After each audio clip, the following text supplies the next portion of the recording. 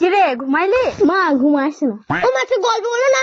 আর গল্প? আমার গল্প কি আর শুনে ঠিক নাই? না আমরা শুনবো, বলো বলো। আমি যখন নতুন নতুন এই বাড়িতে বিয়ে হয়ে এসেছিলাম তখন তোদের পিসি আমার সব কাপড় কেড়ে নিয়েছিল, আর একটা ছেঁড়া কাপড় দিয়েছিল শুধু পরতে। তা তুমি কিছু বলো নাই? শুধু কি শাড়ি, আমার বিয়ে যত গয়না ছিল তোর ঠাকুমা সব কেড়ে নিয়েছিল। তা ওই বুড়িটা মরার পর তুমি সব গয়না গুলো নিয়ে নিতে পারো নাই? তার আগে তোদের পিসি সব লিয়া হওয়া। তা মামা কিছু বলে নাই? ওকে তো বস করে গেছিল তোদের ঠাকুমার পিসি মিলে। আহারে তুমি কত কষ্টই না পেয়েছো।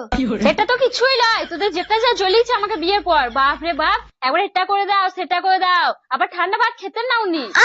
এত কিছু পরে বাবা সামনে কিছুই বলবে না। ও আবার কি বলবে? ও তো একটা ভেড়া।